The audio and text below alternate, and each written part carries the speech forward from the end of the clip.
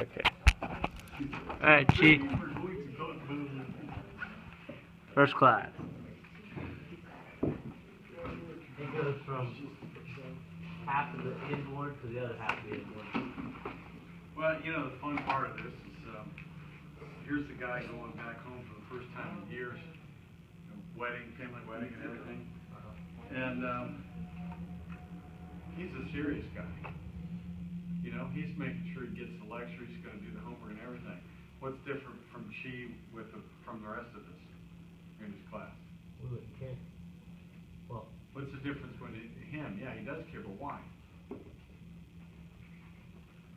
He's older. He made a conscious decision to come back and finish his education. You know, one of the things we see a lot is returning vets. Who wants to hire me? I'm older. You know, that kind of thing. I'll be older than these young people. And I'm like, no. You have to understand, from a company point of view, they hire somebody that's 22 years old right out of college with a nice resume and everything. The fact is, you train them up for a year, the odds are most of them leave. You don't keep them because they still got some moving around and wild oats and stuff, you know? But you get an older guy that's been through Iraq and Afghanistan a couple tours and probably has a wife and kid. Man, he wants to settle down, most of them, or she, you know, and the fact is they're much more stable. So employers, instead of looking down at the older student, quite a few of them, that's what we're looking for. But the majority are looking for you guys right off the bat. Don't feel bad. But again, because they can burn us out. Yeah, that's right. They can burn you out, and you watch out. The most insidious, horrible trouble you get into as a young, brand new worker is to say yes too often. Oh, so you want to pull another 30 hours of overtime? Yeah, well, yeah. You want to be able to learn how to say no gracefully.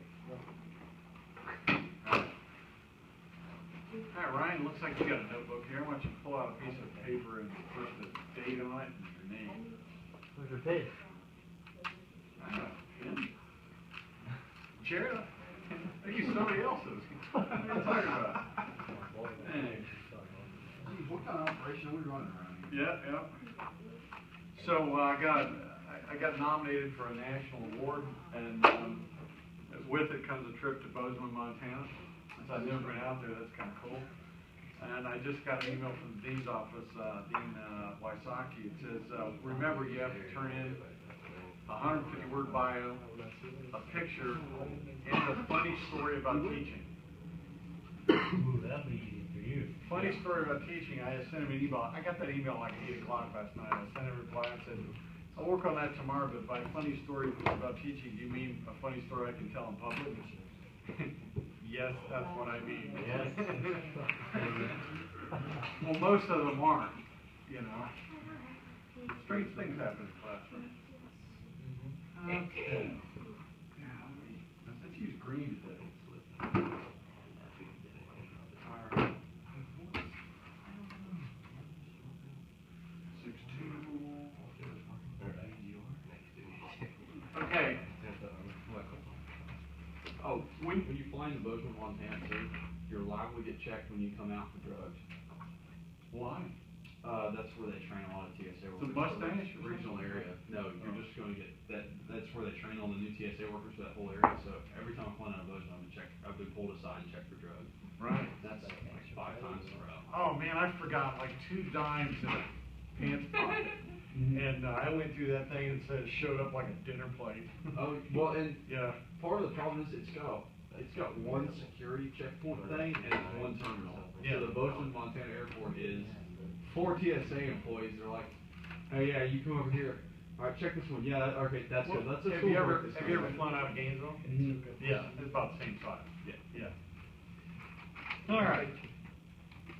You know, you probably figured out by now that once you get past E equals IR and the electrical circuits and that kind of stuff in this class, that a lot of our knowledge in here is procedure. It's not like you have to memorize this stuff. It's like you have to be aware. Well, it kind of is for this class, but for your long-term life, it's how do you put these things together? Whatever you look at, it's like, okay, start adding stuff up. What do I have? How do I do this? What's the procedure for doing this kind of thing? So you go into my lighting and convenience outlets, the stuff plugged in the wall. And like, do we have another category here? You probably have a situation where these things are 18 inches above the floor. You have a height on these things. You also have a code on where you put the wiring in the wall. So you're less likely to run into it with a hammer and nail, which is always a bad thing. But what do we look at in terms of lighting, convenience, this kind of thing? First off, you got to have one wall switched, controlled lighting per room. So I got to have something where I turn on the light switch in the room, every room. Okay, so that means I'm not fumbling for a lamp. I can go in the room and flick a switch and turn on the lights. So that's one thing. And we talked about stairwells. Okay, so you have top and bottom, or they say at every level. At every level. And then 6 or more steps. Okay. And the last thing was on these small details here, closets. Let's not catch fire to our houses. You know, I mean, seriously, we've all, you asked the question, we all been burnt by incandescent lights. And the answer is yes. Okay, so you crawl up your attic hatchway to go string some computer wires, not computer, stereo wires, speaker wires on the outside pool deck. I'm 70 feet in the attic. I've got a trouble light, the old-fashioned one. And you know when you cut corners, Murphy is there to get you. So you know what you do when you have an extension cord on a trouble light? What do? You knot it. You tie it together in a knot so you can't pull it apart, right? Now I forgot that. So I'm crawling along, and I've got knobby knees. That's all there is to it. I can be polite and say something else, but dang, crawling along those rafters is tough sledding. So I'm 70 feet in a dark attic. I go across there, and the plug catches on a rafter about 15 feet back. So I go to just put a little standing wave in the lamp cord or the extension cord, just pop it to get it off. And as I yanked it, 2 things happened. My hand slipped on the trouble light, and it slipped upwards. So what did I grab? The metal shroud that's on around the 100-watt bulb. And at the same time, I yanked the plug out of the cord. So I burnt my hand and dropped the light and pulled the cord out. Now I'm in darkness with a burnt hand. I went, oh darn. I said oh darn several times. And my wife said from downstairs, we can hear you. So I crawled all the way back and plugged it back in and found out when I dropped the light, I broke the filament. I said, oh darn again. My wife said, we can still hear you. So the lesson is you crawl all the way back down again. So what do they have now that gets you away from those problems? Lights with batteries. Lights with batteries. Right. And what technology has made that even better? LEDs. Now, I missed that whole revolution. My latest trouble light is a compact fluorescent with straight tubes, about that long, with the plastic wrap around the tube, so even if you drop it, it doesn't shatter, and put glass underneath your knees, which I've also done that. So, again, related with electrical, how do we tear back to that? Well, back in our closets, 24 inches from incandescent. That's tough to do in a lot of closets. We're not rich people. We don't have walk-in closets, you know, that are big as some apartment complexes. Okay? 24 inches from the incandescent bulbs, tough to do. So what we have is 6 inches from fluorescent, which is a lot easier to do. So that's another judgment call there. Now, we've done stairwells, rooms, closets. Now we have special purpose outlets. Think about your house and what is wired up to a dedicated plug. There's some oddball things in there you're not really sometimes familiar with. A dedicated plug, we have dedicated plugs for what? Garbage disposal. Right, and right off the path, there we go, with the one that most people don't remember. Garbage disposal. That's a dedicated plug. Also, yeah, never mind. Anything else? Dedicated plug. Water heater. Water heater. Now, you might wire them in direct into the disconnect right into the circuit breaker panel, but you can also put them in a dedicated plug. That's correct. Okay, what else?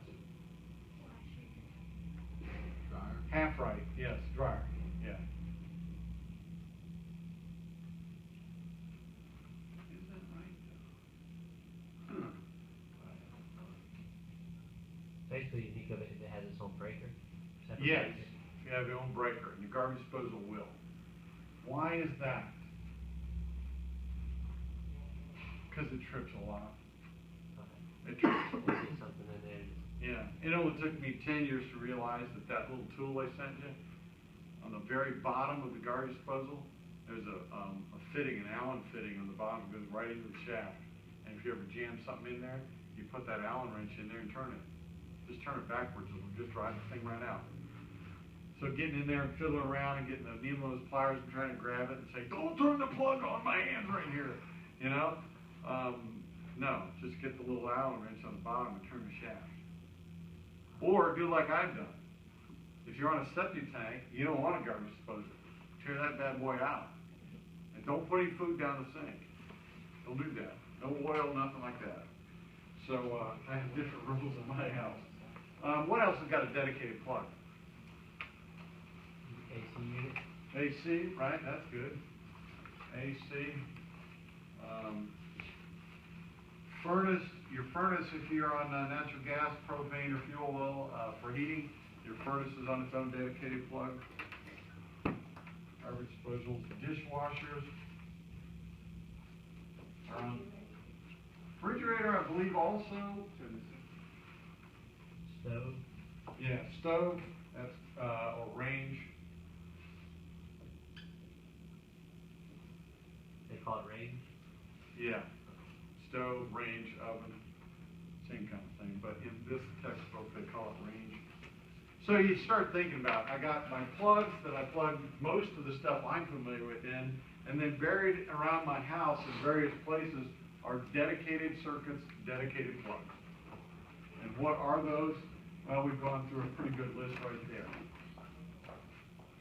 So when I have a branch circuit in my house, I want to establish what branch circuits I have, and the size of those circuits, and the voltage of those circuits. Because some of these are going to be 120, and some are going to be 240. Your dryer is going to be 240, AC 240, your refrigerator is 120, your dishwasher is 120, your water heater is 240. Most garbage disposals are 120. Are they? Yeah. So, and then the range is 240. So you establish the voltage and what goes on that. Now also think about, why do we have a circuit breaker? What's that for? The main purpose of the circuit breaker? For safety. It's an automatic trip.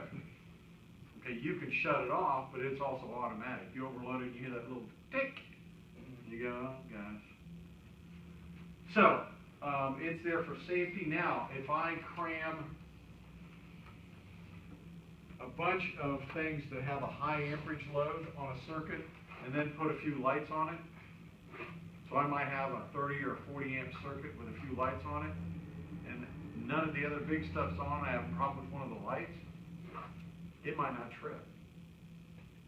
So you want to size it to get to the point where your odds of tripping when you have a failure are high. You want it to trip.